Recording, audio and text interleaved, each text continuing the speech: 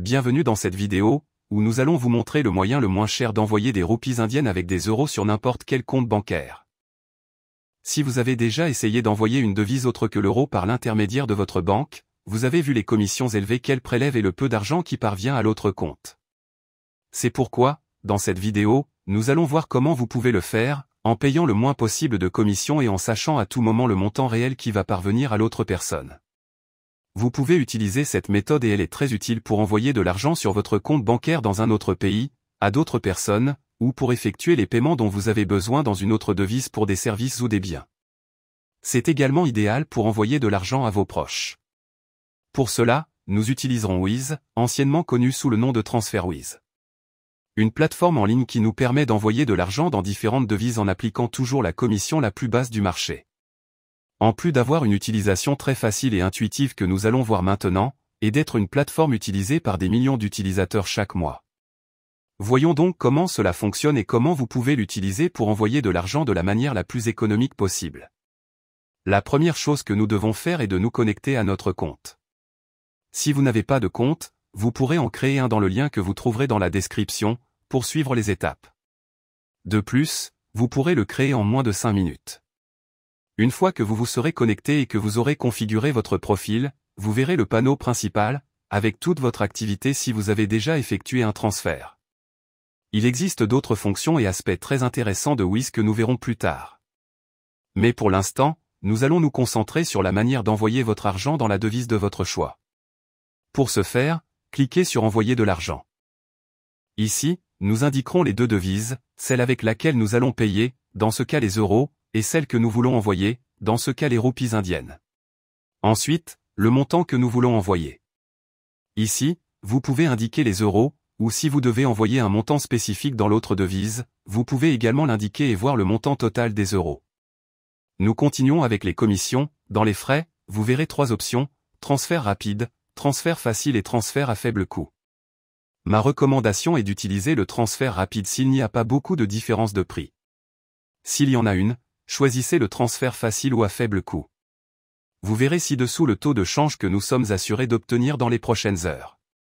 Vous pouvez donc être sûr que vous ne serez pas surfacturé ou que vous ne serez pas facturé à un taux de change défavorable. C'est un phénomène très courant dans les banques, qui, en plus de facturer des commissions très élevées pour les échanges de devises ou l'envoi d'argent à l'étranger, applique un taux de change qui n'est pas celui du marché, ce qui vous fait payer plus cher. En outre, Wise utilise le taux de change du marché, que vous pouvez vérifier en cliquant sur le taux de change indiqué et voir le graphique avec l'évolution du taux de change. Et si vous avez des doutes, vous pouvez le vérifier vous-même et vous verrez que c'est le taux de change réel du marché qu'il propose.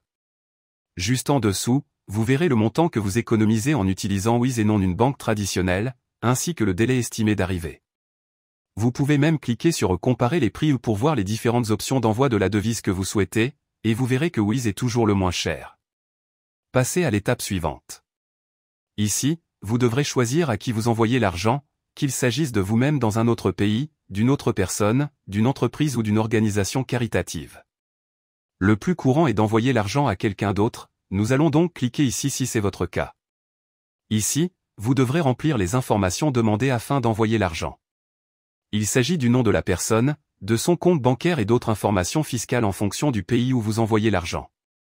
Une fois les informations remplies, cliquez sur Confirmer, et vous accédez à la section de vérification. Ici, vérifiez simplement que vous avez saisi toutes les informations correctement, et si c'est le cas, cliquez sur Confirmer et Continuer. Enfin, le mode de paiement. C'est l'un des meilleurs atouts de Wise, qui vous permet de payer de différentes manières pour plus de commodité. Ceci est lié à la commission que nous avons vue précédemment, où selon la méthode de paiement, la commission sera plus ou moins élevée. En général, si la commission est plus élevée, l'argent arrive aussi plus rapidement. Comme vous pouvez le constater, il existe différentes options, mais nous allons nous concentrer sur les plus courantes et les plus utilisées. Le virement bancaire, avec une commission plus faible, mais qui prend généralement entre 1 et 3 jours pour recevoir l'argent de Wise et l'envoyer sur le compte que nous avons indiqué. Et la carte de crédit ou de débit, où nous pouvons payer sur place, et l'argent arrive un jour plus tôt sur le compte bancaire que nous avons indiqué, en payant une commission plus élevée. L'une ou l'autre méthode est idéale pour payer, et une fois que vous êtes sûr de la méthode à utiliser, il suffit de cliquer sur Continuer le paiement et d'effectuer le paiement. Dans le cas d'un virement bancaire, nous devons indiquer si nous envoyons l'argent nous-mêmes ou à quelqu'un d'autre. La manière dont nous allons effectuer le transfert et c'est tout. Une fois que vous aurez effectué le paiement, l'argent sera acheminé vers le compte bancaire que vous aurez indiqué. De cette façon, vous aurez pu envoyer de l'argent dans une autre devise, sans payer les commissions élevées que les banques ont. En plus des taux de change défavorables. Dans le panneau principal, vous pourrez voir l'état de votre transfert et si l'argent a déjà été reçu par le compte bancaire indiqué.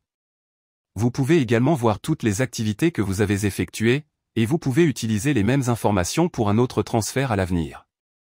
N'oubliez pas que si vous n'avez pas de compte chez Wiz, vous pourrez en créer un grâce au lien figurant dans la description.